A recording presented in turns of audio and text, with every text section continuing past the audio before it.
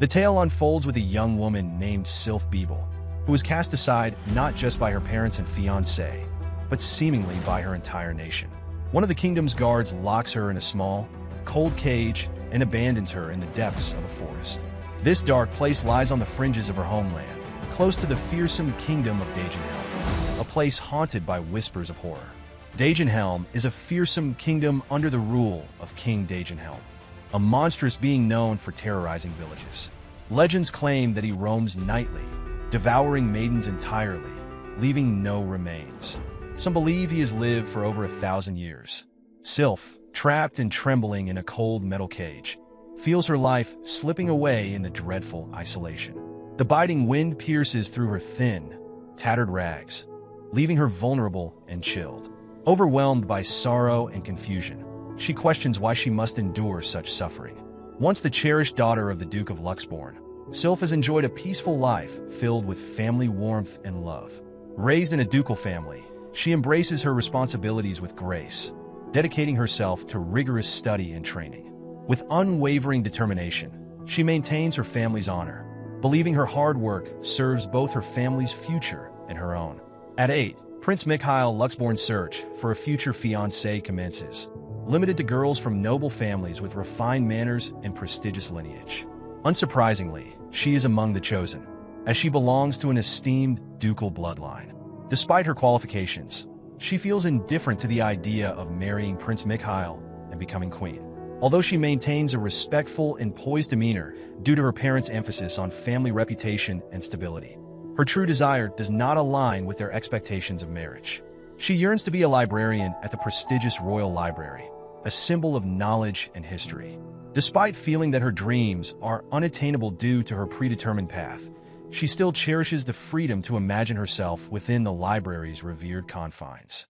In a library, she finds joy in reading a book when Kanna approaches her, and when she tells her Chersiel, Sylph realizes that it's her friend, curious about her enjoyment. She replies with a smile, and soon after, her friend Miss Kanna joins her, bringing warmth to the moment. Kanna warmly greets Sylph and notices the book she is holding. She inquires if Sylph has returned to her favorite fairy tales, showing genuine interest and leaning in to ask about her current read. Sylph's face lights up as she explains that it is the final volume of the series she started last time. Kanna recognizes that she has read the first volume of a book, recalling a memorable fountain scene. Sylph shares her nervousness about the knight's departure, and Kanna empathizes with her feelings. Before parting, Kanna urges Sylph to let her know when she finishes reading, expressing her eagerness to read the final volume. Sylph quietly asks her friend to share her favorite tales. Her friend agrees with a smile, and soon the room fills with the magic of timeless stories. Cinderella, Snow White, the tales of 1001 Nights, and even the old Japanese fable of the bamboo cutter. Sylph listens with wonder, feeling her heart lighten as she remembers how these stories make the world seem brighter. They bring her back to happier, simpler times that fill her with excitement. At her engagement ceremony, Sylph receives warm congratulations from family and friends, who assure her family that the Beeble family is in good hands. Despite her polite smile and expressions of gratitude, Sylph quietly reflects on the reality that dreams are merely dreams, a truth she has always known. The following day at school, Sylph receives congratulations from a classmate about her engagement. After thanking her, Sylph is startled when the teacher introduces a new student, Miss Kanna Kapiern, the daughter of a baron. Her heart races as she recognizes Kanna, feeling panic at the thought of she discovering that Chersiel, her book-loving friend, is actually a noblewoman in disguise. She fears Kanna might feel betrayed. She notices Sylph's nervousness and warmly invites her to lunch, which eases Sylph's fears. After their meal, they go to introduce her to Sylph's fiancé. She apologizes for intruding, but Sylph reassures her, expressing excitement about introducing her best friend to her fiancé. Sylph's fiancé feels honored to be introduced to her friend for the first time and greets her warmly. Kanna responds politely. Later, Sylph goes to the library to read a book. Upon entering the grand royal mansion, Sylph notices a wave of whispers through the crowd. She walks steadily toward her fiancé, but as soon as he sees her, his face fills with disappointment. He expresses his disapproval, remarking that he thought her to be wiser. Confused and hurt, Sylph asks Master Mikhail what he means by such harsh words. He curtly corrects her, saying she should not call him that anymore, accusing her of being shameless for continuing to pretend innocence. Sylph looks around in disbelief, her voice faltering as she insists she doesn't know what they are talking about. At that moment, Lady Kana steps forward and Sylph's heart sinks, stunned and hurt by the betrayal she feels from someone she thought of as a friend. Mikhail turns to her fiancé, questioning how she can be so heartless.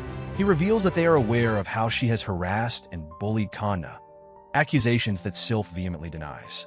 Sylph's fiancé accuses her of serious misconduct, claiming she mistreats Kana by throwing her belongings, verbally abusing her, and even pushing her down the stairs, which could have resulted in severe injury or death. He labels her actions a grave sin, leaving Sylph in a state of confusion, disbelief, and despair. Sylph vehemently denies any intention to harm Lady Kana, experiencing disbelief and frustration as others dismiss her claims. They accuse her of jealousy over Kana's relationship with Master Mikhail, her fiancé and a prince. Despite Sylph's insistence that she feels no jealousy, the crowd continues to pressure her for a confession about what they believe she is concealing. Sylph is questioned about her whereabouts the previous evening and mentions being at the Royal Library, but her answer is met with disbelief. She then accuses Sylph of pushing her down the stairs at school the day before, leaving Sylph confused by Kana's false claim. She describes how Sylph summoned her to an empty school building the previous night, claiming she was under pressure from a ducal family. Sylph reveals troubling information and then pushes Kana. The listeners around them grow anxious as the atmosphere intensifies, with some whispering that if she is fabricating a story, she should make it more believable. Master Mikhail doubts that a noble daughter would spend her evening in a library. Sylph's mind races as she recalls moments with her in that very library.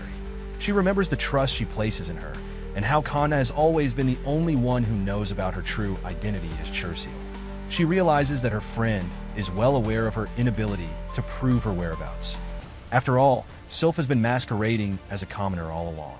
Searching through the library's attendance records would yield nothing. Sylph is enveloped in whispers filled with harsh judgments from those around her, accusing her of trying to harm an innocent child out of jealousy. Their words deeply affect her, suggesting that her quiet nature conceals something suspicious. One woman notes that Sylph's silence only adds to her mystery, implying she carries a heavy burden. The group of women shakes their heads in disapproval, insisting that a lady who could spiral into fits of rage over love is unfit for a throne.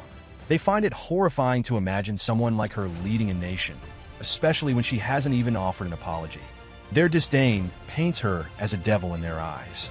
Amidst the cruel chatter, Sylph experiences a surprising calm, feeling no anger or resentment. Instead, she embraces quiet acceptance and a hint of happiness.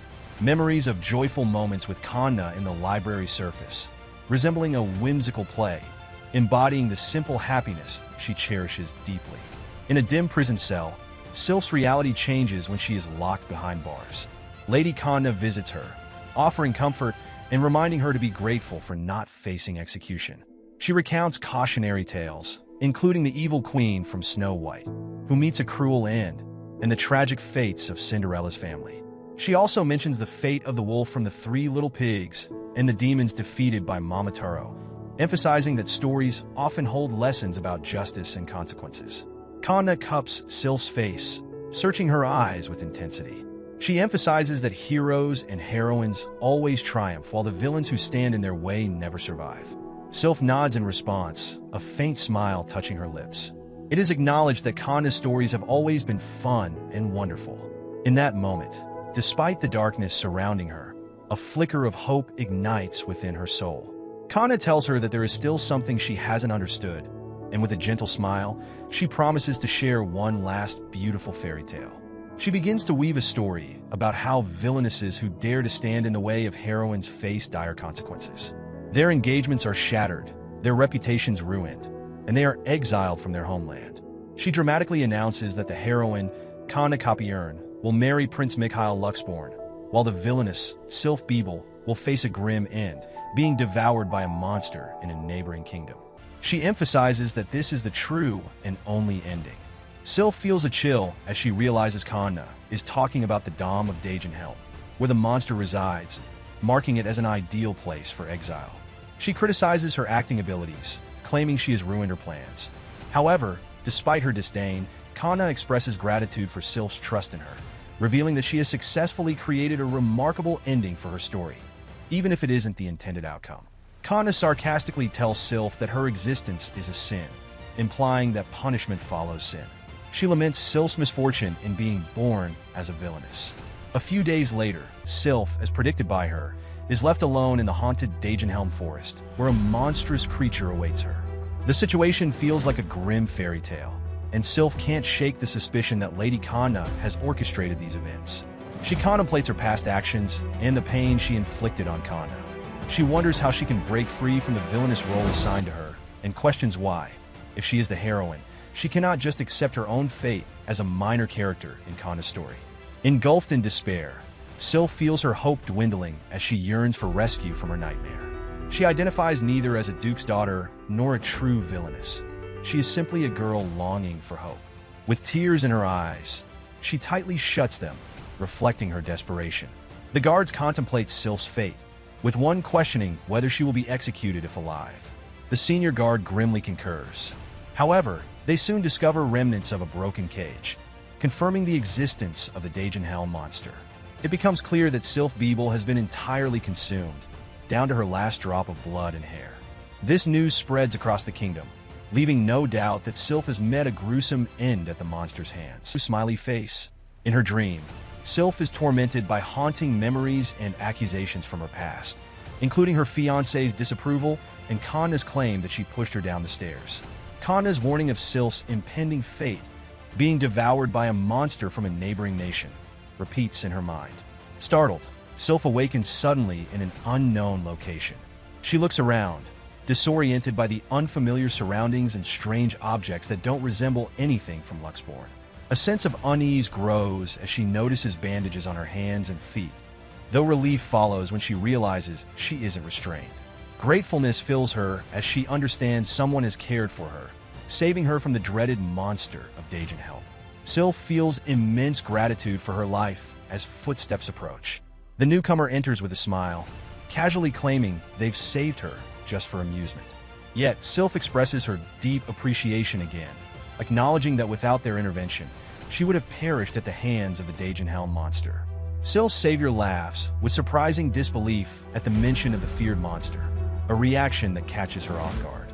It seems this person is either unaware of the terror the monster inspires, or simply unafraid, possibly hailing from a place far removed from Dagenhelm's dangers. This unusual response leaves Sylph feeling both intrigued and oddly relieved, deepening the mystery around her unlikely rescuer. After laughing, he grows intrigued and asks her about the monsters of Dagenhelm. She explains solemnly that the dark forested kingdom of Dagenhelm is often seen as the threshold of death. The eerie caws of crows fill the silence, and stories of wild wolves roam about. Anyone brave enough to enter Dagenhelm is doomed to be trapped forever, with no escape. She speaks of King Dagenhelm, a figure who has lived for thousands of years. Night after night, he leaves his castle to hunt down lost souls who wander into his kingdom. She describes in detail how he devours his victims entirely, from the tops of their heads to the tips of their toes, leaving behind not a single organ, a drop of blood, or even a fragment of bone. It isn't just the king who is a monster. Everyone in Dagenhelm, from the royal soldiers to the common folk, is portrayed as cannibalistic fiends. The invasions led by his soldiers are chaos incarnate, turning kingdoms into barren lands of despair where no life can survive. He chuckles and questions whether the stories about King Dagenhelm are as frightening as they seem. She confirms their terrifying nature and asks if he fears the king. He expresses uncertainty about his feelings and requests a description of the monster, admitting he wouldn't recognize the king without one. She hesitates before mentioning King Dagenhelm, describing him as a man with extremely dark hair and chilling blood-red eyes. She admits she doesn't know all the details, but has heard whispers about him. After a thoughtful pause, he asks her name. She apologizes for the delay and introduces herself as Sylph Beeble. Noticing her last name, he inquires if it is from a ducal family in Luxborn. She confirms but mentions sadly that her family has disowned her just days prior, leaving her simply as Sylph. He softens his expression while saying he doesn't care about her past or origins. As he pulls back the curtain, he expresses horror at how her family has abandoned her in the forest. Sylph nods in agreement, recognizing the pain of her recent rejection. He gazes out the window and shares his thoughts, complimenting her intelligence. To add some fun, he presents her with a riddle, which leaves her intrigued and puzzled. He encourages her to visualize King Dagenhelm by describing him as having dark hair and striking red eyes. He then reveals his own eyes, leading her to realize he is indeed King Dagenhelm. She is shocked and trembling in disbelief, while he laughs and congratulates her for her correct guess. He moves his chair closer and begins recounting an intriguing story he has heard. Sitting before her, he confirms her suspicions. He is indeed Faber Dagenhelm, the 28th king and the so-called monster of Dagenhelm. He welcomes her to this strange land, referring to it as the realm of Hades, where a monster dwells. He gestures for her to come closer, and despite her hesitation, she approaches, whispering. As she walks toward him, she trembles and feels her heart race. Kneeling before him, she feels a blend of fear and anticipation. He urges her to answer his next question honestly by placing a hand over her mouth. She nods in agreement, acknowledging his request. He then asks her about her deepest wish, the one thing she desires most at that moment. The word wish deeply moves her. He asks her to clarify by suggesting options like wealth, honor, and power, a return home, love, food, sleep, life, death, revenge, or freedom. As she thinks of Kanna and her fiancé, a surge of emotion overcomes her, leading her to finally express her wish. He chuckles softly at her heartfelt desire, finding it intriguing. He assures her that he, the monster of Dagenhelm, will grant her wish, prompting her to contemplate the implications for her future. Smiley face. The next day, Sylph is in the library, diligently examining books and recording their details. After finishing her notes, she places a book in her trolley to continue her tasks, but pauses to reach for another book. A girl approaches Sylph, suggesting it is time for her to go home. Sylph agrees, wanting to leave after finding a suitable stopping point. The girl notes Sylph's growth and how accustomed she has become to her job. Sylph admits the tasks have become easier, with no muscle pain like before. The girl thanks her for her hard work and promises to return the next day before heading home. The next day, Sylph returns to the library and places her bag on a chair. She is startled by the voice of the king of Dagenhelm, which fills her with anxiety. Nervously, she asks him to knock before entering, as his sudden arrivals could be troublesome. The king brushes off her concern, stating it is not a bother for him, a truth Sylph acknowledges. The king requests his usual service, and she hurriedly grabs her bag, assuring him she will be back shortly. He replies he will wait. As she approaches the bookshelves, he comments on her increased comfort in the library, mentioning how her speech has evolved from that of a high-class lady. Sylph acknowledges that her previous way of speaking is unsuitable for the library's atmosphere, and that she is gradually adapting. The king supports her efforts, affirming that it is good for her to embrace her new role as a humble librarian. Sylph proudly sets the cups on the table and fills them while announcing the day's book, The Water of the Grey Heron, an anthology by Leonardo Harn from 48 years ago. She explains that the book doesn't fit into a specific genre, as its 8 chapters are loosely connected.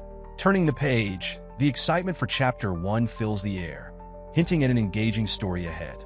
The scene shifts to the past, revealing a moment when she shares her wish. Her desire is to be surrounded by the books she cherishes.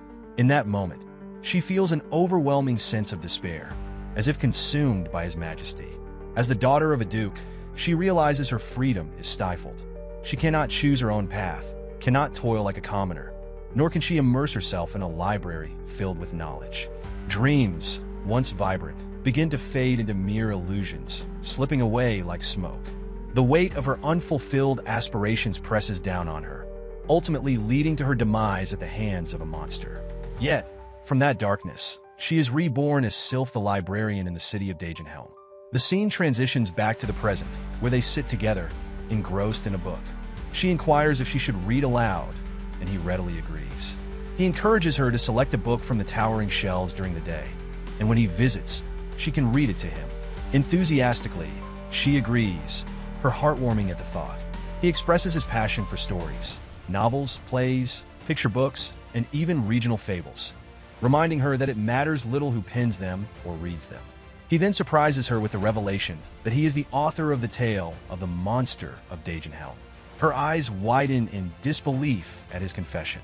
He discusses Dagenhelm, an isolated and militaristic nation, emphasizing the importance of avoiding unnecessary conflict. To deter outsiders, he plans to spread a frightening rumor, framing it as a clever and almost fairy tale-like strategy. She finishes reading the final chapter of The Water of the Grey Heron, and he compliments her story choice.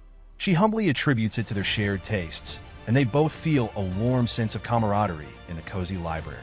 She asks him which books he would like to discuss, aiming to engage him more. He feels confused by her question, and she, in turn, wonders about his silence. After some thought, he explains that he cannot recommend any books, though he can share stories or make suggestions. She grows curious and prompts him to explain further. He admits softly that reading has always been difficult for him, as words appear as meaningless jumbles. This struggle, persistent since childhood, continues despite his efforts to improve. He expresses curiosity about her work, questioning if she manages her office tasks smoothly. He admits often needing a subordinate to read documents aloud due to slow reading skills that sometimes cause misunderstandings. Having his assistant present helps him overcome this hurdle. While writing feels more manageable, offering stability, he delegates lengthy correspondence to his subordinate. Signing his name alone brings him a sense of contentment. She recognizes that his situation does not affect his work and feels relieved. He expresses curiosity and asks her to share a fable. She responds that many fables and folktales, particularly from Dagenhelm, are rarely recorded. Therefore, she can only learn about them through oral storytelling from others. He chuckles at her words, appreciating her background and expressing fondness for her character. She thanks him for his kindness, and he promises to share a generational story from their nation during their next meeting, one unfamiliar to those from distant lands. The text captures a conversation where she seeks his forgiveness and expresses a desire to ask him something. His curiosity is aroused, prompting him to inquire about her question. She hesitates, concerned about coming off as rude, and questions why he didn't understand her earlier words that prompted him to take her in. He admits he couldn't read her note, but felt she had written something, which sparks his interest. He reflects on what a girl in despair, trapped in a cage, might have written in the dirt. In a moment of revelation, he reveals a page to her, explaining that he had copied what she wrote at that very spot. Later, he had his subordinate read it back to him. When he hands her the paper, she reads it and is struck by the realization that it mirrors the note she penned while in prison. Conflicted emotions wash over her as she contemplates how to feel about seeing her own words. She questions whether they reflect desperation or a playful jest. His laughter fills the air as he assures her that the note's authenticity is what makes it truly delightful. He acknowledges that despite her dire circumstances, she has not lost her sense of humor, emphasizing that if her plea had simply been for help or an expression of fear, he would have discarded it without a second thought. He views her as an intriguing individual, remarking on her ability to entertain him. She responds, sharing that he often says things that bring her joy as well. He explains that he finds her easy to understand, prompting her confusion. His laughter at her reaction resonates with her, and she reflects on the irony of being perceived as easy to read, which could be perilous for someone of her noble status. A memory surfaces, taking her back to her time in the kingdom of Luxborn, where she feels almost nothing. Emotion is a rarity, only stirring when she is engrossed in books or during her condemnation. However, upon arriving in Dagenhelm, she experiences a whirlwind of emotions, swinging from excitement to joy. This kingdom is a treasure trove of beauty and wonder, leaving her breathless and unable to be indifferent. Meanwhile, the king of Dagenhelm, attuned to her thoughts, inquires if she enjoys his kingdom. She responds enthusiastically, affirming her love for Dagenhelm and declaring it her happy place. Deep within, she wishes to tell the people of Luxborn that she has left her former life behind, embracing fulfillment and joy she never knew existed. No longer burdened by hatred or resentment, she now feels gratitude and happiness. Free from the constraints of being the Duke's daughter and the Prince's fiancée, she expresses her heartfelt thanks to all who have played a part in her transformation. Smiley face. He inquires about her typical activities, prompting her to define usually. She describes her daily routine. Waking up, working at the library until lunch, having a meal with colleagues, and then returning to her tasks until closing time.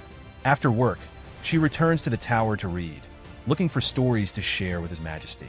As he listens intently, placing his hand near his mouth, he remarks that her schedule resembles a daily report.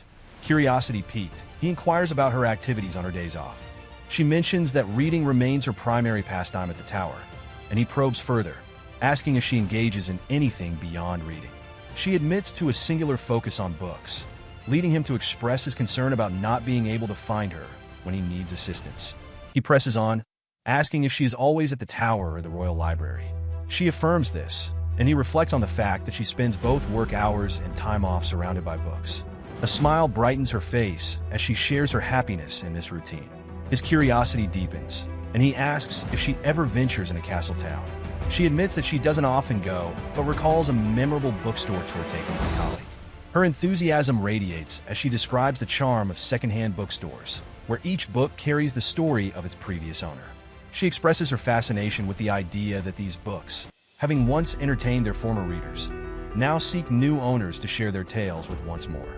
Her passion for literature shines through, and she becomes animated, lost in her thoughts about the wonders of these books. With a light smile, he reassures her, suggesting she calm down. In a moment of realization, she gasps and apologizes for her exuberance, explaining that her excitement simply overtook her. He reassures her that such joy is a refreshing contrast to a more serious demeanor, appreciating her spirited nature. He calls her name and inquires if she has ever watched a play. She shakes her head, indicating that she has not. When he asks about operas, she again denies having seen one. He continues, asking if she has experienced a bard's song, a touring storyteller's tale, or a traveling theater troupe. With a hint of regret, she apologizes, explaining that while she knows about all these forms of entertainment, she has never witnessed them firsthand.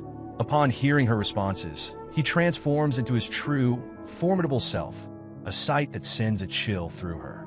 He questions how she can consider herself a citizen of Dagenhelm if she is not engaged with its vibrant culture. Shocked, she stares at him as he roars, asking if the library is closed the next day. When she confirms it is, he shares that he has the day off and suggests they venture into town together. She agrees, her heart pounding with a mix of excitement and apprehension. The following day, they arrive in town, where he takes her hand and pulls her along, exclaiming in disbelief at how she has spent an entire year in Dagenhelm without experiencing stories beyond the pages of books. He emphasizes that their kingdom holds countless unwritten tales waiting to be discovered. She hesitates, questioning whether he regularly goes to town with a stranger and without an escort. He reassures her that it is perfectly fine, mentioning that he often does this and that everyone understands. In fact, they likely think he won't do anything reckless today because she is by his side. He adds that she is not truly a stranger. Everyone in the royal castle knows her. Surprised, she asks if that is really the case. He nods, explaining that he chose her, provided her with a place to stay, and visits her nearly every evening. How could people not recognize her as the monster's favorite? When he frames it this way, she feels a warmth in her chest. He insists that no one disrespects his favorites, and besides, she is not the type to cause trouble. A flicker of guilt crosses her face, prompting her to express that she feels a bit bad. He quickly dismisses her concerns, assuring her that there is no need to worry about anything. He encourages her to live freely, to embrace her happiness as a cherished citizen of their kingdom. He approaches her, inviting her to look at an intriguing object nearby. Curiosity fills her as she inquires about its nature. He explains that it is a bargain, but her attention drifts to some books scattered around.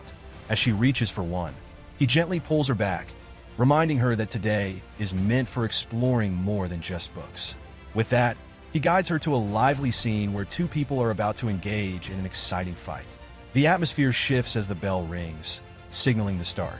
The crowd buzzes with anticipation, and she becomes engrossed, feeling the intensity of the moment. Everyone around them clenches their fists in excitement, sharing in the thrill of the battle. As the fight concludes, a wave of joy sweeps through the audience, who erupt in cheers, celebrating the display of skill and courage.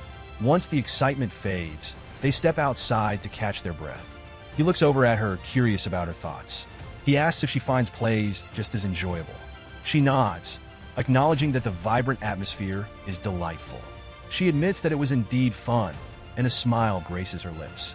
Lost in thought, she reflects on the experience, realizing that what she has witnessed is a story too rich and nuanced to be confined to words. It feels like a narrative that would lose its essence if written down, and her desire to see more swells within her. He notices her deep contemplation and moves closer. Concerned, he asks if something is bothering her. She responds, clarifying that it is not the cider that troubles her. Rather, She confesses her lack of strong preferences. While she has her likes and dislikes, nothing has ever crossed the line into something she absolutely cannot eat or drink. The conversation flows, revealing their shared curiosity about tastes and experiences, enriching the connection between them. He expresses a desire to introduce her to unusual foods, which sparks a sense of adventure in their outing. They leave their previous location and head to a different spot. As they arrive, she curiously inquires about their new destination. He responds that it is a bar, and upon entering, he greets the familiar faces with a friendly hello. The barkeeper, with a warm smile, acknowledges him, noting that it has been quite some time since their last encounter. The patrons at the bar notice his company and tease him about bringing a lady along, with one jokingly remarking on his apparent charm. Another patron, glancing at her, mentions that it has been a while since he last saw a girl, hinting at a sense of longing in the air. Suddenly, the atmosphere shifts as the king of Dagenhelm feels a surge of anger. He confronts the inconsiderate patron, delivering a swift kick and sternly instructing him to back off, labeling him a sour drunkard. He asserts with confidence that he did indeed bring a lady and demands respect from the others, urging them to make space for her. Turning to her, he advises not to take offense, explaining that while many of the bar's patrons may come off as rough around the edges, they ultimately understand the importance of treating ladies with honor. Amidst the banter, one of the patrons becomes curious about her background.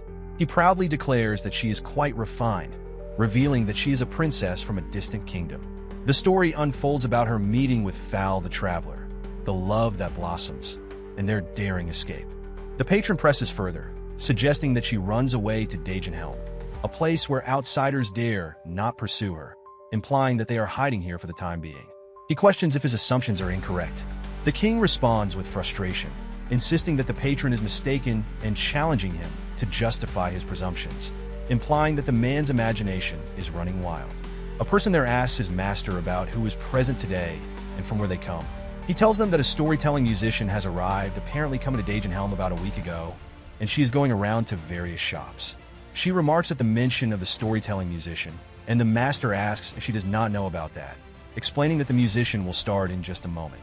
The king tells her that it will be faster for her to watch than for him to explain, mentioning that the musician travels around many nations, collecting stories, and bets that she will enjoy it too. Then the storytelling musician arrives, and everyone turns around to see her, excitement bubbling in the air. The storyteller announces that she shall share all kinds of strange and bizarre tales from around the world with her voice and strings. She plucks the strings of her instrument and begins to tell them that the fairy tales scattered here and there, drifting about, will be gathered and shared, inviting them to join her. As she tells her stories, Sylph listens carefully, observing deeply. She holds her glass and notices the musician's strings. After realizing the storyteller's depth, Sylph reflects that her style is similar to the storytelling he does daily. The way she carefully reads an invisible book while occasionally striking her lyre is hard to express in words. It is not a bard's poem, a read aloud, nor a song. Sylph understands why His Majesty has saved this place for last today. When the storyteller finishes, she stops her instrument and announces that now comes the next and final act.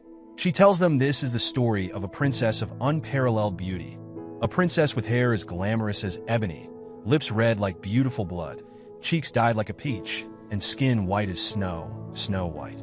After listening to the storyteller, Sylph slips into deep thought, pondering which tale Miss Kanna will share today. Miss Kanna announces that the story will be about a beautiful princess, one with flowing black hair, luscious red lips, and skin as white as snow.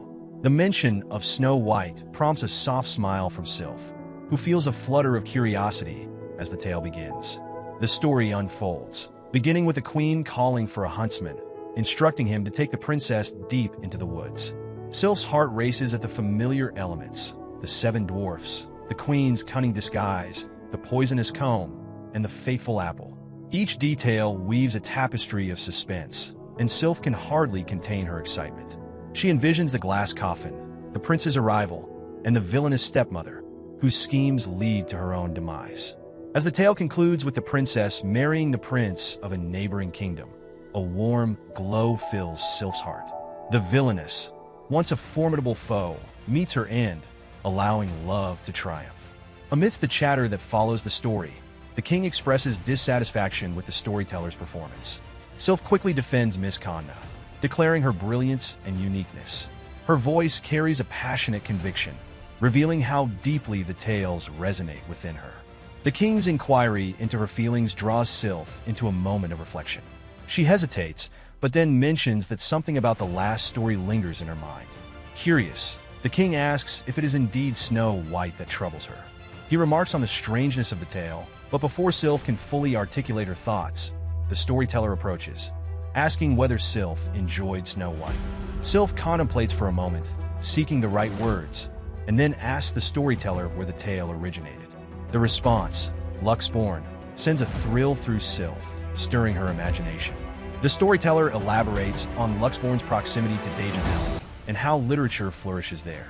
Yet, recently, tales like Snow White have gained traction throughout the kingdom.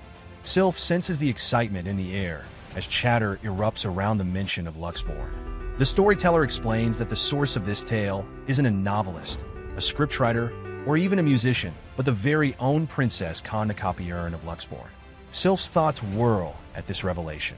She recalls Kanna's words about how the heroine, Kanna will marry Prince Mikhail of Luxborn, while the villainous Sylph Beeble will meet a dire fate at the jaws of a monster in a neighboring nation. The realization strikes her. Kanna's ascension to happiness follows her expulsion from the kingdom, promising her a future with Master Mikhail.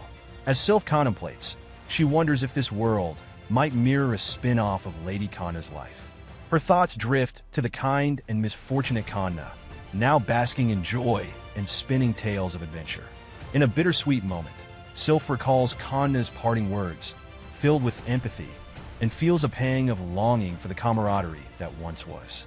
Sylph expresses curiosity about the other tales that the storyteller shares. The storyteller acknowledges the young girl's interest and begins to recount stories beyond just Snow White. She speaks of Cinderella, the Fortunate Beauty, the Frog Prince, who can converse like a human, and the Goose Girl, a tale of a princess and a maid who switched places. As she describes these enchanting stories, she reassures Sylph that many more adventures await. The storyteller promises to continue her narration that evening at the tavern, once the moon rises. The atmosphere buzzes with excitement, but Sylph feels a heaviness in her heart, her gaze directed downwards. Just then, a friend approaches, urging her to leave because the sun is setting. She agrees, suggesting they head home. Another patron inquires if they are departing, while another responds that the escape continues and wishes them happiness. Frustration surfaces as one of them tells the others to quiet down, even as they express hope for a return visit. Upon leaving, Sylph is engulfed in deep thought, reflecting on her identity. Memories that should bring her joy feel like remnants of a distant past. And although she acknowledges feeling content, free, and blessed, doubts creep in. Kanna's words echo in her mind, warning that those who obstruct the heroine's path face dire consequences: broken engagements, condemnation, and exile. Sylph realizes that Kanna's stories are more than mere tales. They are lifelines. Had Kanna gifted her something else instead of stories, perhaps Sylph could have shed the memories that haunt her. The tale of the heroine and the villainess lingers like a shadow, a narrative with Sylph at its center, narrated by Kanna. Even after a year, these thoughts torment her, smoldering like a curse deep within. She understands that heroines are destined for redemption and happily ever after, but she feels trapped in a different role. To Sylph, her very existence feels like a sin, marking her as the villainess. Alone, her thoughts spiral further into darkness. She knows dwelling on these feelings leads nowhere good, but finds it impossible to share her burdens with others. Opening up requires recounting everything that has transpired, a weight too heavy for anyone else to bear. Even if expressing her feelings might provide relief, the thought of causing another's anguish is unbearable.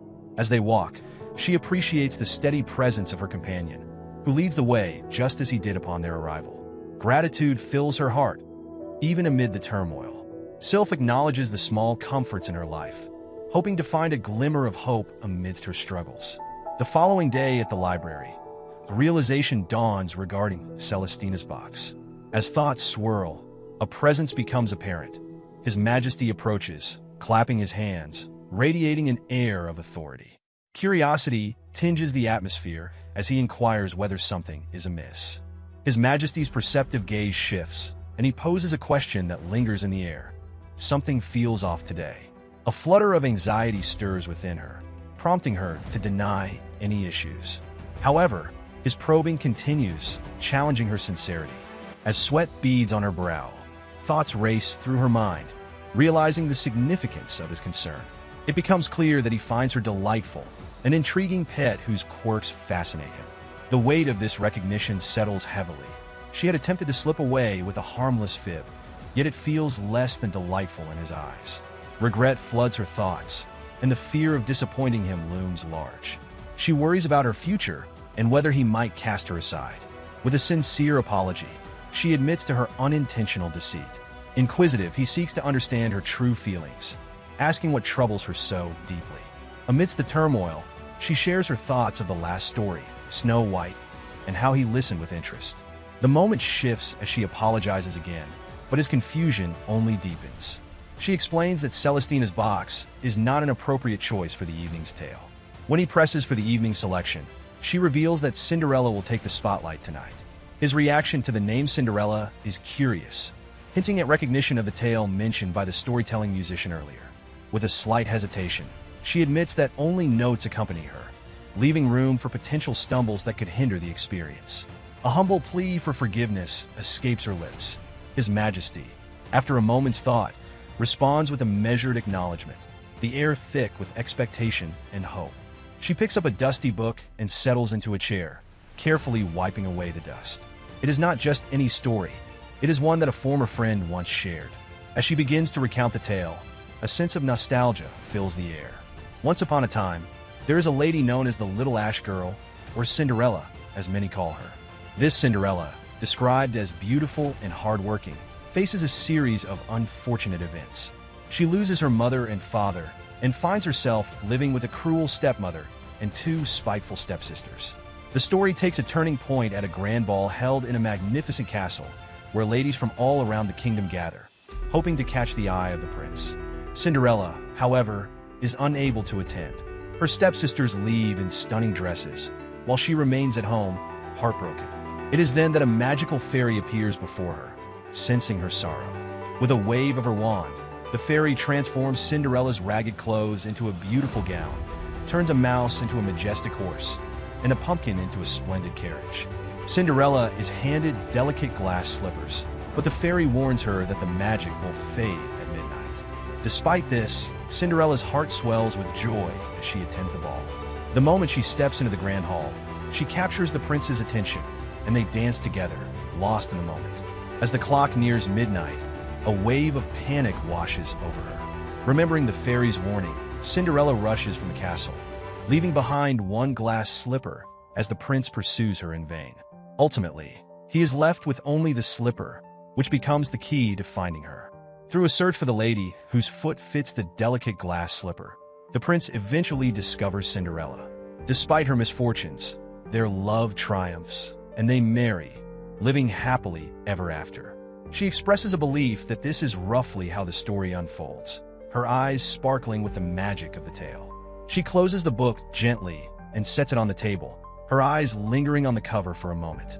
Curiosity fills the air as he asks whether that story originates from Luxborn.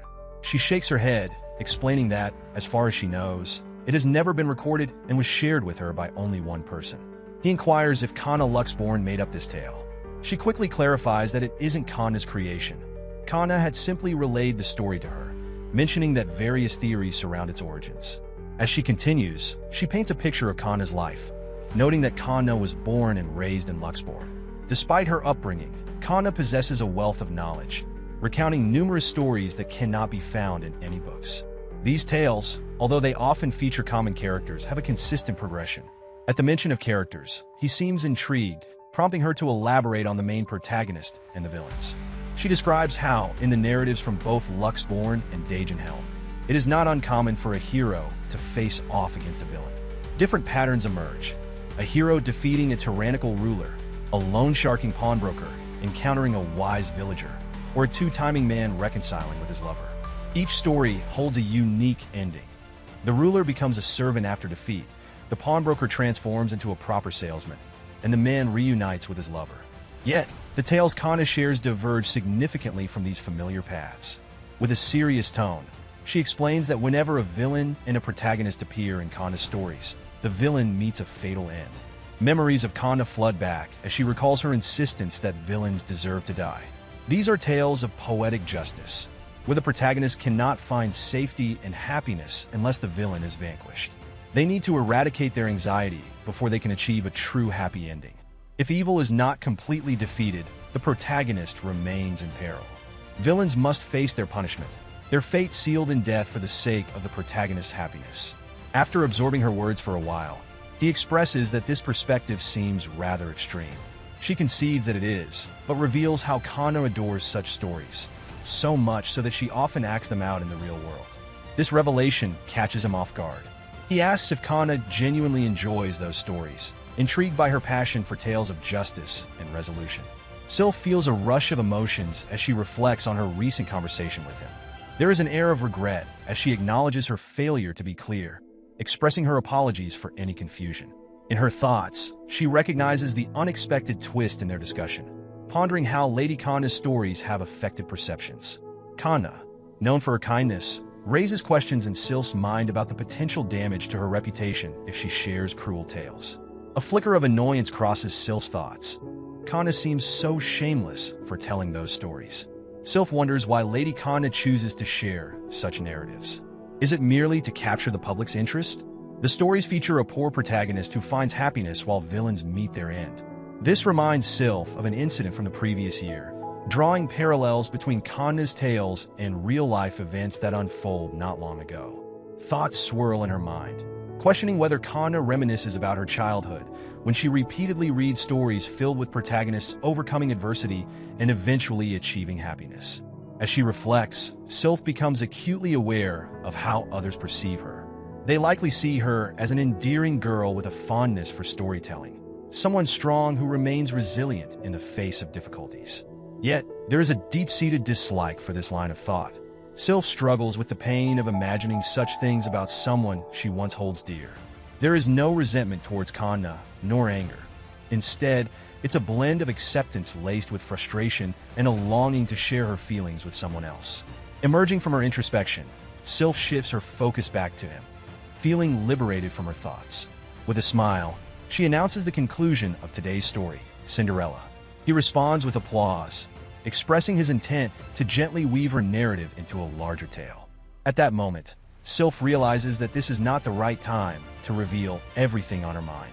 However, a flicker of determination sparks within her as she contemplates sharing her thoughts soon, perhaps wrapped in a whimsical, idealistic, and absurd story that captures the heart. Upon entering the library, Sylph notices a lady named Miss Eileen, who is engrossed in a book while munching on a snack. Intrigued, Sylph approaches her and asks what she is reading. Miss Eileen greets Sylph warmly, excitement dancing in her eyes as she reveals that the heroine has finally united with the prince. She offers Sylph a taste of her food, her enthusiasm spilling over. Curious, Sylph inquires if that isn't a happy twist in the story. Miss Eileen shakes her head, insisting that she cannot accept this outcome because the Demon King is far cooler. Her voice grows animated as she passionately describes the story, proclaiming the Demon King's dark and captivating nature. She questions Sylph about her usual preference, wondering if she typically aligns with the villain. Sylph, intrigued, asks what the book is about. Miss Eileen shares that the title is The Loser's Dream of Overthrowing, a spin-off of Cinderella. Sylph's anxiety rises at the mention of the story, prompting her to ask what kind of tale it unfolds. With animated gestures, Miss Eileen explains that it serves as an epilogue where no one dies, focusing instead on the two mean stepsisters desperately searching for marriage partners. The narrative, filled with laughter and bloodshed, is surreal, and its unpredictable plot twists make it irresistibly entertaining. Among the many derivative works of Cinderella that she has encountered, Miss Eileen declares this one the best. Sylph, captivated by Miss Eileen's description, expresses her eagerness to read it. Miss Eileen promises to lend her the book once she finishes, and as they continue to chat, Sylph's eyes wander to the first page, where she sees the name Kanna Luxborn written in elegant script. A wave of contemplation washes over her as she thinks of other classic tales like Snow White, The Frog Prince, The Goose Girl, Hansel and Gretel, and Sleeping Beauty. Memories surface from a time about 6 months ago when a storytelling musician visits Dagenhelm. introducing Princess Kana Luxborn's fairy tale series to the library shelves. Sylph reflects on the tremendous acclaim that Lady Kana's stories receive, leading to adaptations for both books and stage productions. Once intended for children, these fairy tales inspire numerous derivative works exploring what happens after the original tales and delving into the lives of supporting characters and villains. Doubts flicker in Sylph's mind. Did Kana invent these stories? She recalls that Lady Kana never claims ownership of them, despite her high self-esteem. Sylph feels a pang of regret, realizing that Kana should have shared her creative journey from the start. Yet now, there is no way to seek confirmation, leaving Sylph pondering the legacy of stories woven through time. In the midst of deep thought, Sylph approaches Eileen, expressing a curious observation about her apparent fondness for classics. She seeks clarification on what Eileen means by classics. Eileen explains that these are the original stories where the main protagonist finds happiness, and adds that Sylph herself resembles a princess. This comment leaves Sylph feeling confused, and she admits uncertainty about her own preferences regarding such stories. Eileen presses her, asking if those tales truly resonate with Sylph. After a moment of contemplation, Sylph reveals that she might prefer stories where both the protagonist and the villain ultimately find common ground and happiness. Eileen responds enthusiastically, suggesting that this trait reflects Sylph's character, someone who desires happiness for everyone and does not revel in the misfortunes of others. Sylph reflects on the idea that people do not need to die. She believes that getting along is the ideal. If that cannot happen, then the best solution would be for people to find their own happiness far apart from one another, to the point where they no longer think of each other. She shares that for her, it is acceptable if others believe she is dead or if she cannot return to see her family. In this moment, she reveals that she is content living in a state where she has lost everything: her connections, her family name, and her world. While discussing her story, which she perceives as having a tragic ending, Sylph conveys a profound sentiment. Even after a story concludes, life continues. She expresses a heartfelt wish for other villains to carve out their own happiness, to live in quiet places where they remain unknown. Eileen listens attentively, affirming that Sylph's perspective is commendable, emphasizing her support for villains while also recognizing her innate purity and wholesomeness. However, Sylph disputes this notion, leading Eileen to question whether she has ever felt a sense of impurity. Sylph pauses to reflect, eventually conceding that she may have never truly felt pure. She confesses to having unkind thoughts at times and acknowledges that despite living a blessed life since arriving in the kingdom, such blessings can incite greed. She notes that waiting and wishing for too much can create unrealistic expectations, leading to disappointment, and she asks Eileen if that is a negative trait. Eileen considers this and replies that she is unsure if it is necessarily bad, complimenting Sylph's saintly nature while comparing her desires to a wheelbarrow. Curious, Sylph inquires about the wheelbarrow analogy.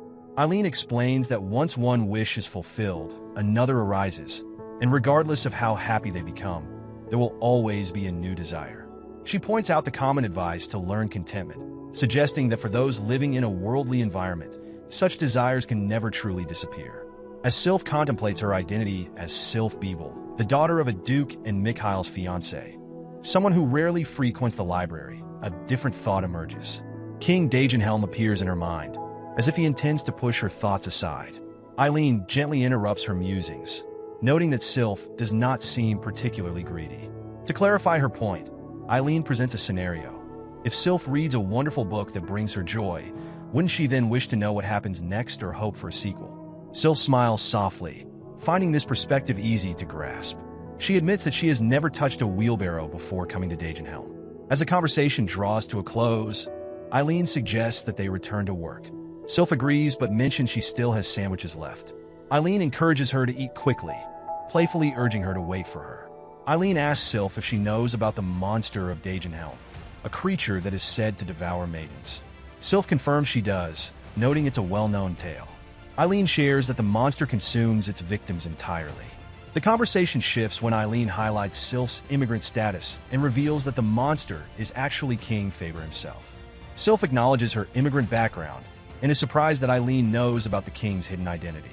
She decides to remain silent as Eileen describes the king, a mysterious figure with black hair and red eyes, and asks if Sylph has seen his face.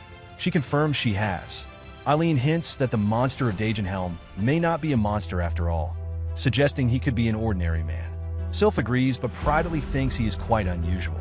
Eileen tells Sylph that the monster of Dagenhelm is just a fictional tale and insists that no such creature exists. She acknowledges that even if the king were rumored to be this monster, it would be an exaggeration. However, she notes that people in Luxborn believe a lady from their region was consumed by the beast. Sylph, feeling anxious and curious, asks for more details. Eileen recounts the story of a wise woman who vanished near Dagenhelm Forest without a trace, leading people to assume the monster was responsible for her mysterious disappearance. Sylph contemplates the unsettling possibility that the missing lady could be her. She questions why the lady was alone near Dagenhelm's forest, noting the absence of companions in the story. Sylph recognizes that the search for her involved not just her family, but the entire kingdom, united in their quest for answers. Sylph notes that the story of the monster of Dagenhelm closely resembles the well-known tale of a maiden, particularly the infamous villainous exile from Luxborn. She recalls her fierce denunciation, the loss of her fiancé title, and the belief that she was consumed by the monster. For those who know her fate, it's evident that her story has merged with the legend of the Dagenhelm monster. Reflecting on the passage of time, she struggles to accept that this overused tale has become popular again. Eileen reassures her that if people view the tale as just folklore, as she does, it poses no harm. But she wonders aloud if it truly remains a fairy tale, sharing that in Luxborn, the tale is being recounted as an actual event.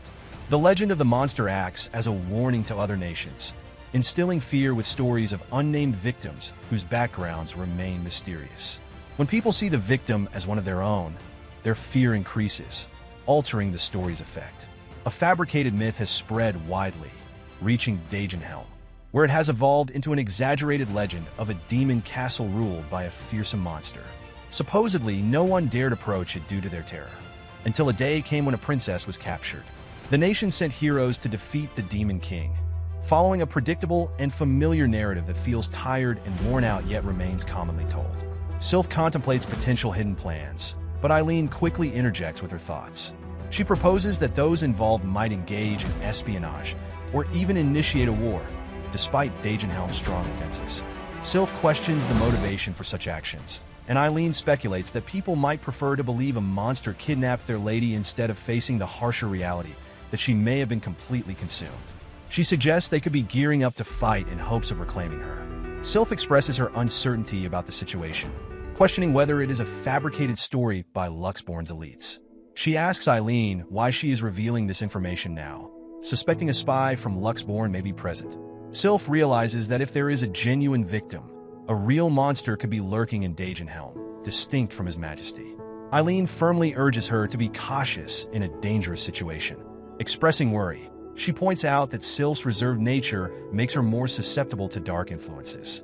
Eileen advises her to lock her door, avoid strangers, and not wander alone at night, emphasizing the importance of her warnings. Sylph responds with a touch of impatience, insisting she's not a child and that she understands. But Eileen isn't convinced, observing that Sylph seems even less aware of danger than most children. Watching her, Eileen admits she feels an anxious sense that Sylph might encounter something unexpected, as if she's always one step away from trouble without someone to guide her. Sylph reassures Eileen loudly that she will be fine, but Eileen expresses concern and asks if Sylph truly understands her offer to escort her home. Sylph, smiling, gently declines, explaining her house is near the castle and the well-lit main street will guide her safely. Despite Eileen's continued calls for reassurance about her safety, Sylph insists she will be all right. Once alone, Sylph takes a deep breath. Sylph reflects on a noblewoman from Luxborn who was devoured by a Dagenhelm monster, suspecting that they might be looking for her to confirm her death. Frustrated, she recognizes that betraying Dagenhelm to appease Luxborn's curiosity would be too risky and pointless. Sylph Beeble reflects on her troubled past as a scorned villainess, known for mistreating Kanakapiern, the Baron's daughter who was once engaged to Prince Mikhail of Luxborn. While Luxborn remembers her as someone devoured by a monster from Dagenhelm, she questions why her alleged misdeeds are overlooked and only her demise is discussed. Sylph is incredulous that Luxborn would dare defy a powerful nation like Dagenhelm, considering their limited knowledge about it, viewing such a risk as bordering on insanity. Sylph reflects on Eileen's warning and begins to worry about potential troubles in Luxborn. Upon arriving at the library, she notices the door is open, recalling Eileen's advice to keep it locked. Her heart races as she enters, only to find Her Majesty waiting for her. He comments on her return, and she nervously acknowledges her arrival before asking if he has come early that evening. He smiles at her, asking what she's doing standing there like that. She feels a flicker of anxiety and responds that it's nothing, adding that the tower is safe with Her Majesty present.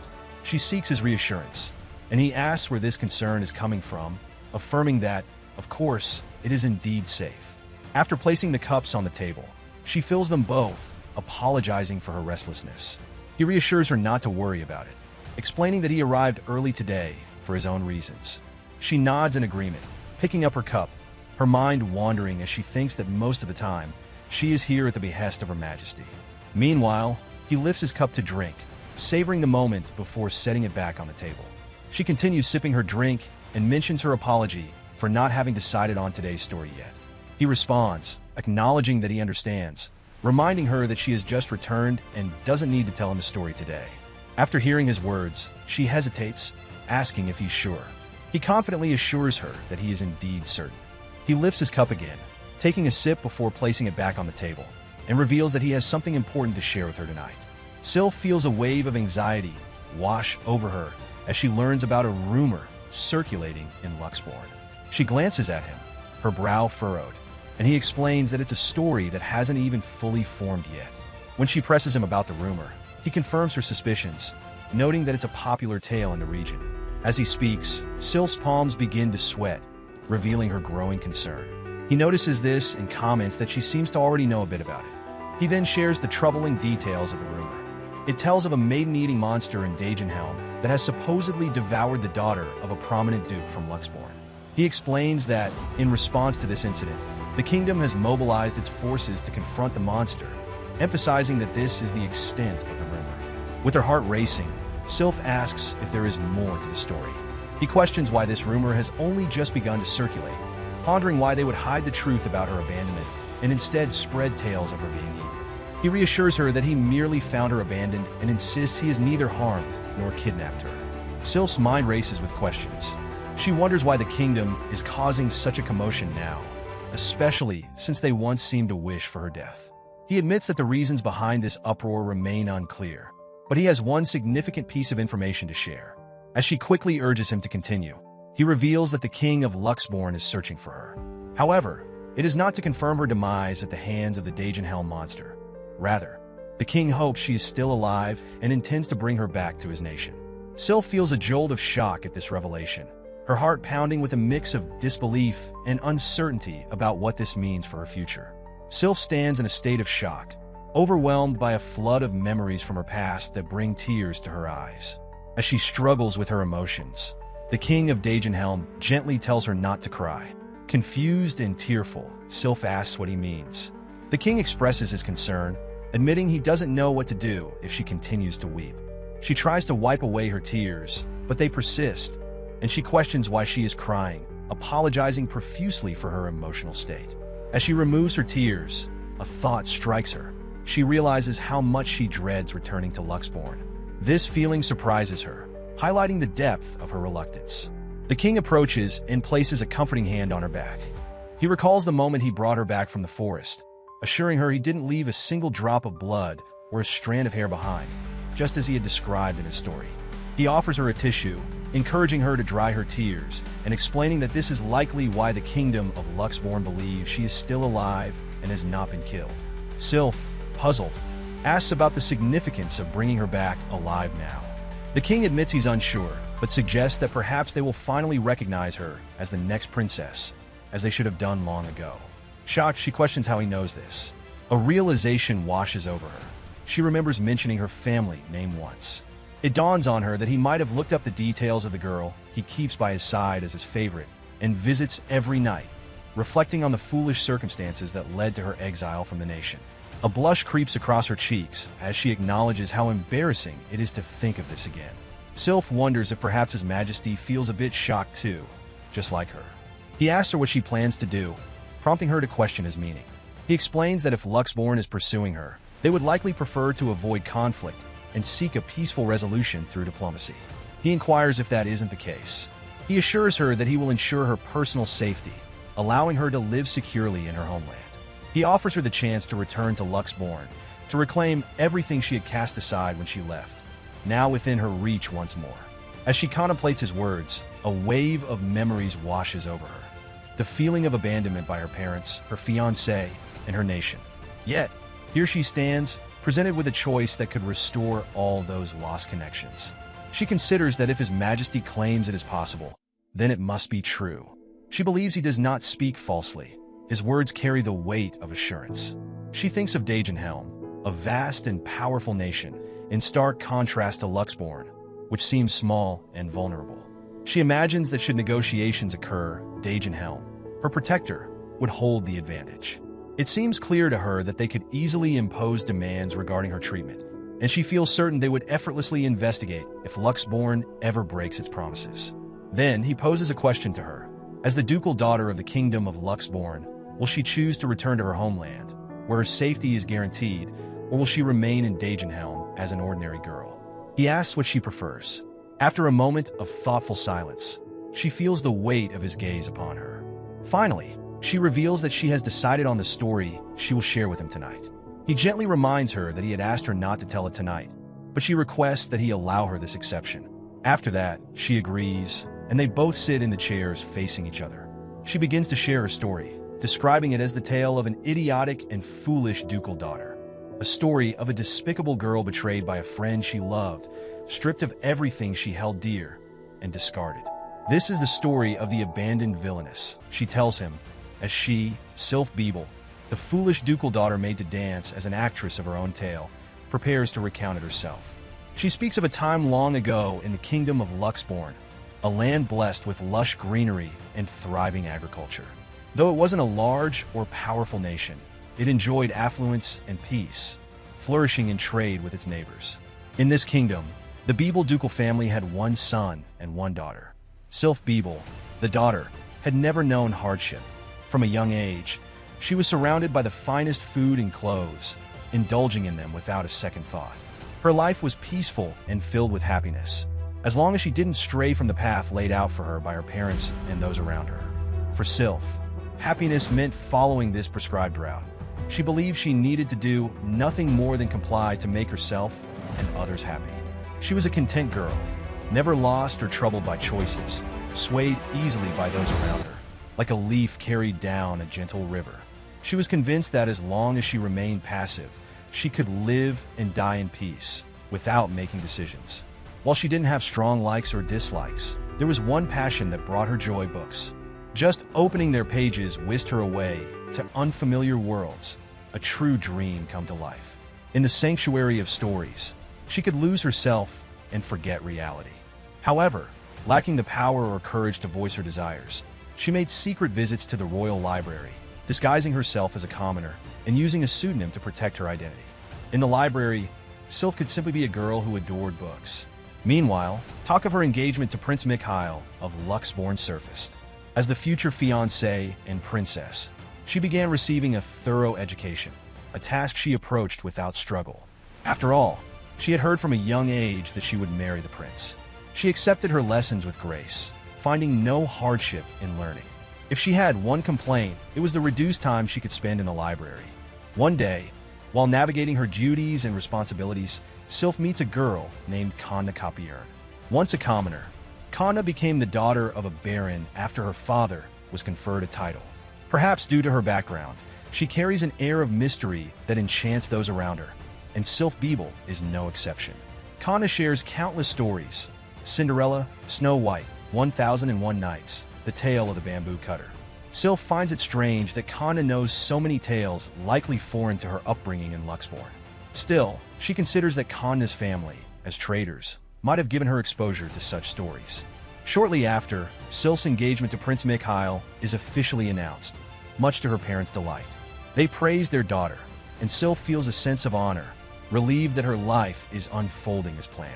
However, when Kanna transfers to the Royal Academy, it seems she has left a commoner school in search of noble education. Surprisingly, Kanna's demeanor remains unchanged, and she appears to get along well with Sylph's fiancé. a fact that brings Sylph genuine happiness. Kanna suddenly adds color to Sylph's otherwise uneventful life, but this brightness fades just as quickly. As Kanna captures the prince's attention, Sylph spends her free time in the library, losing the sense of urgency expected of a ducal daughter.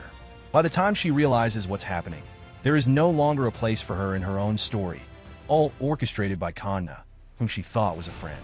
The prince calls off the engagement, and Sylph receives cold glances from those around her, even her family severing ties. Having followed the path laid out for her without complaint, Sylph wonders if her fate would have changed had she walked her own path, unbothered by books or stories. No one will ever know. In this world, villains get in the way of heroines and meet their demise. Kanna reminds Sylph of this, looking down at her from behind bars, as if recounting a tale to a naive child. In her eyes, Kanna is the heroine, while Sylph is merely the villainess. She speaks of the rules governing their world, as if it were a predetermined fate. A few days later, Sylph Beeble, the villainess, is persecuted and cast into the forest of Dagenhelm, where she is consumed by a monster. Kanna, the heroine, is then united with the prince, living happily ever after. As she concludes the story of the abandoned villainess, Sylph acknowledges that it may not have been perfect in parts, but she thanks him for listening. After sharing her tale, she takes a deep breath, the weight of her words hanging in the air. After a moment of contemplation, she expresses her determination not to return to Luxborn under any circumstances. She believes that her true home is in Dagenhelm. With a heavy heart, she reveals the news of Sylph Beeble's death and declares her intention to embrace her new identity as Sylph, a proud citizen of the kingdom of Dagenhelm.